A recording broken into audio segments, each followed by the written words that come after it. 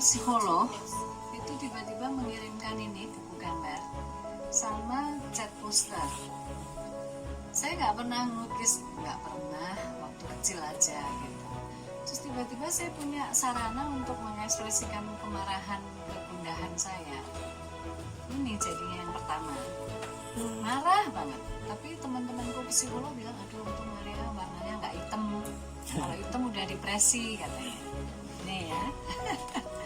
Terus hari kedua saya dengerin lagu-lagu Ave Maria karena saya senang aja gitu.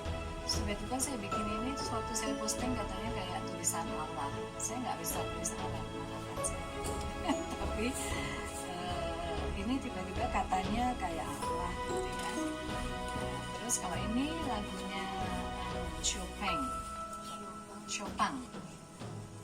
salah satu lagu Chopin, dan aku bergaya aja karena aku penari ya. Jadi sembari dengerin gitu terus aku gini-gini gitu. Terus pokoknya sakar PDW gitulah. Ini jadinya kayak gini. Jadi ya bisa orang lihat ini ya mau aja sekarang ini apa nggak tahu lah. Pokoknya seneng. Nah terus ini Erik Satie.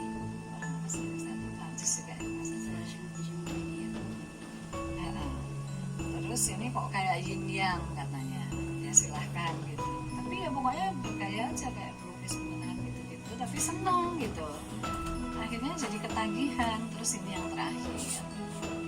Ini setelah saya mengalami breakdown banget hari ke-12 itu sampai yang terakhir itu saya breakdown banget. Terus saya sholat asar waktu itu. Tobat sama Gusti Allah, nangis guling-guling, ini apa maksudnya, saya udah nggak kuat, saya pengen pecahin pintu, pengen lari, pengen teriak gitu.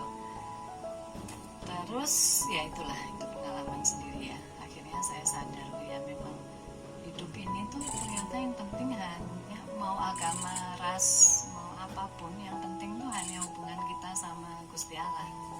Nggak usah deh jualan agama, nggak usah deh ngomong banyak. Yang terutama cuma ini sama Gusti Allah. Di situ saya merasa mulai tenang. Hasilnya ini kata orang-orang, kata keluarga sih. Ya nggak tahu mereka menghibur aku kali, wah bagus banget ini itu ya, wes alhamdulillah gitu. Terus kemarin saya ngelukis lagi karena kangen, tapi udah heboh kan. Wartawan ganggu, Pak RT, Pak Sidik. Ya Pak RT ya. Non-stop datangnya ya. Non-stop. Jelek banget jadinya kayak gini. Aku loh ini piye tuh apa harus kayaknya kangen, mulai depresi malah. Diganggu wartawan. Udah terus dia ngetawain, ibu kayaknya dengerin musik gini-gini kok jadinya kayak gini kayaknya ya kayak wah gitu, tapi loh ini kok kacau banget. Tapi ya udah saya pikir ini ekspresi saya kemarin heboh gitu karena tiba-tiba jadi selebriti kan nggak pengalaman. Gitu.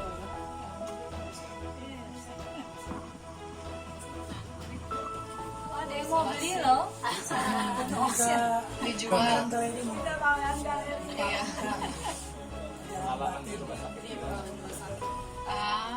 Ya saya karena ngerasa sehat, jadi hari-hari pertama sih cuman seneng aja, soalnya pas masuk saya lihat kita tuh di satu lorong dan kamar Sita sama ibu tuh kayak misalnya di kamar saya, ini kamar ibu, ini ada kamar lain, terus ini kamar Sita. Jadi aku kalau misalnya berdiri di pintu itu bisa dadah-dadah ke kedua-duanya gitu. Kita saling bisa telepon, bu telepon dong ke jendela pintu gitu, kita dadah-dadah senang. Terus apalagi ya saya nggak bisa diem sih, jadi kaca lemarinya itu lemari lagi, ruangannya ada, kalau misalnya tempat tidur lurus gini itu ada jendela segini besar ke kamar berikutnya dan jendela besar kamar berikutnya sebelah sana gitu. Ya saya jadi kenalan aja sama mereka, terus dadah-dadah, tukar-tukar WhatsApp gitu. Saya jalan-jalan di tempat tidur, iya ditegur sama intercom karena ada CCTV ya setiap kamar. Iya ada CCTV, ada intercomnya. Jadi waktu saya lagi teleponan, lagi seneng gitu, Mbak Ratri hati-hati ya, jangan ke belakang nanti jatuh di tempat tidur gitu. Terus bosen banget sih, tapi ya itu HP tuh jadi satu-satunya, bukan salah satu tapi salah satu koneksi ke dunia luar. Dan ya teman saya lah yang di Australia tiba-tiba keluar rumah cuman suka ngasih lihat saya matahari yang terbenam karena saya lagi ngeluh gila. Dan kedua, dalam waktu beberapa menit semua data kan bocor di WhatsApp grup yang ada sayanya juga gitu. Dan habis itu nggak lama kemudian sosial media saya diserbu dan foto-foto saya tersebar. Nah kebetulan saya itu nggak seperti Ratri gitu. Saya sangat emosional dan saya nggak bisa tuh switch on and off mental gitu, belum bisa. Jadi pas kejadian itu saya tuh rasanya kayak hampir mental breakdown banget. Kenapa? Karena sebenarnya tuh orang-orang netizen yang ngecek semua Instagram saya tuh sebenarnya bisa lihat ya, banyak banget foto-foto saya pakai baju tradisional nari di Kepulauan Karibia, di Perancis, ada foto saya sebagai asisten koreografer Asian Games. Tapi yang diambil yang saya pakai baju Brazilian Samba, jadi gimana ya, badan saya kayak dikirim ke seluruh Indonesia gitu rasanya kan, karena kita kan hidup di dunia patriarki dan machista, dimana di saat ada hal-hal kayak gini tuh rasanya tuh tubuh perempuan tuh milik bersama untuk dihujat gitu. Dan yang bikin saya lebih sakit hati lagi bukan hanya menghujat saya dan memfitnah dan menguliti pekerjaan saya, tapi juga ke ibu saya juga gitu. Jadi saat itu saya udah merasa saya nularin ibu saya. Ya waktu itu aku nangis-nangis terus ya sampai ibu marah, karena aku bilang, aduh ibu maaf ya, aku nularin ke ibu gitu. Terus habis itu semua di WhatsApp grup, di Twitter, semuanya sangat buruk gitu mengenai saya kan.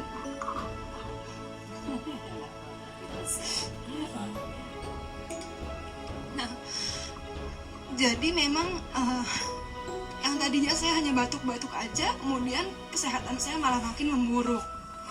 Mulai dari ulu hati saya sakit banget sampai gak bisa tidur, saya mual-mual, sampai mulai muntah lagi, sampai menggigil, sampai saya gemeter gitu.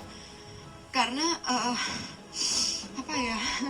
maksudnya apalagi ibu ini kan budayawan, tokoh gitu, saya nggak terima banget sih, melebihi dari semua hujatan terhadap saya lebih nggak terima yang soal ibu gitu.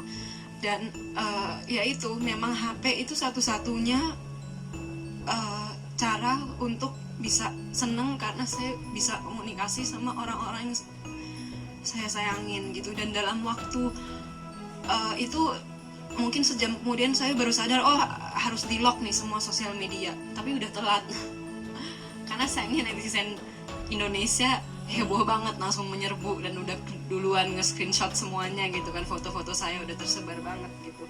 Dan sejujurnya selama mungkin 7 hari itu saya nggak buka Instagram sama sekali maupun Facebook, udah ketakutan lah ya dengan komen orang-orang yang menyalahkan saya, meskipun banyak juga yang mendukung gitu. Dan pengalaman saya di isolasi itu benar-benar perawat-perawat dan dokter dan cleaning service dan semuanya itu baik banget. Sampai saya tuh tiap hari nunggu mereka datang gitu, karena mereka benar-benar tahu saya down banget, saya nangis terus, jadi mereka berusaha terus untuk naikin mental saya gitu. Dan maksudnya mereka itu kan di perawat tenaga medis kan tiap kali ke kamar kita mereka ada risk untuk ketularan ya, meskipun sudah pakai APD, tapi mereka tuh nggak takut. Dan mereka selalu ngajak ngobrol aku tuh bisa 15-20 menit, sampai apalagi kalau mereka masuk aku lagi nangis-nangis tuh mereka pasti nenangin aku dulu gitu sampai aku tenang baru pergi. Nah kemudian, dan itu selama 7 hari pertama, dan dari 17 Februari saya sakit kan, saya juga nggak dandan, udah di rumah udah jelek banget lah ya. Jadi pas lihat Mbak Ratri terus habis mandi, dandan, kirim foto ke grup keluarga, jadi akhirnya aku ikut juga gitu. Dan akhirnya aku, oh iya ya, emang kita tuh perempuan seneng ya bisa dandan-dandan gitu. Jadi akhirnya aku keramas, mandi, karena emang awalnya aku nggak boleh mandi beberapa hari karena bronkonemonianya kan.